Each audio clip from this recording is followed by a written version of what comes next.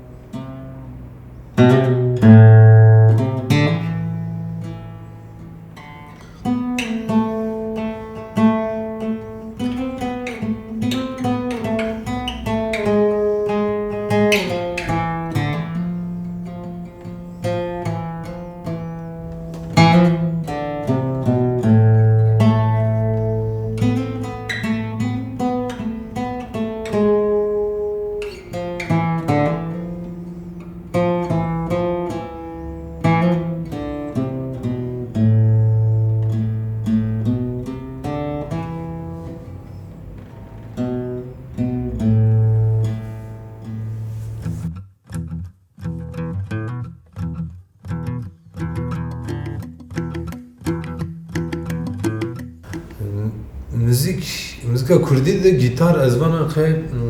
dorime ewl ez vana xwe başûr de gitar ceribnêne başûr û rojhilat de ceribnêne ewlê müzika Kurdî de ê Bakurê de zî dorime ewl me ciwan hecora yani pê ciwan heco ma akustik û elektro gitar me eşna witibî cara semedê müzika Kurdî o çavê qiştiyê ma yani ciwan hejo û sey embazê ê çi semedê înan re ma waş ke ma zî bibî müzîsyenê yani vane rol model yani sey rol model bibî ama eyra ber binêne mesela hem Kurdî hem gitar ser û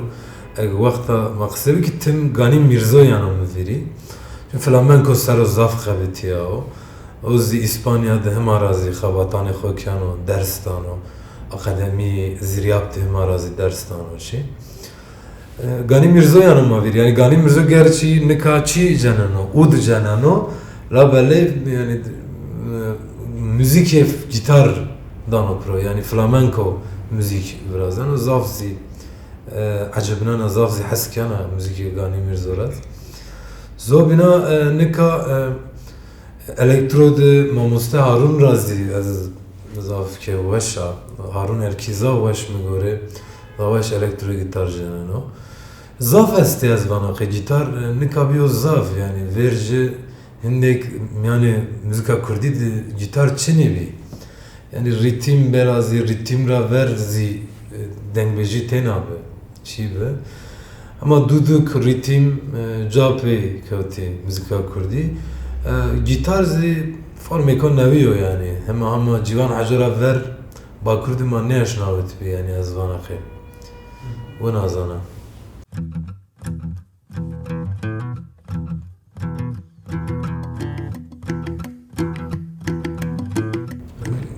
me gore yani dengbêjî û flamenk û blues nizdî ye binane yani me gore yani hikayê înan nizdî ye binane sebahê zî mesela çend müzisyenê nê ceribnayê me gore zaf zî weş biyo mesela çi albümê Delîl Dîlanar de no amî ceribandin mesela akustik gitar û elektro gitar pê dengbêjî ma wijara mesela ewl min wijara eşna witibî Delîl Dîlanar albümê Delîl ra zaf zî weş be me gore yani ez vana xwe beno ma zî hîna ceribnenê ez zî Şakir û Karapet sera çi ez zî elektro akustik çi ceribnena la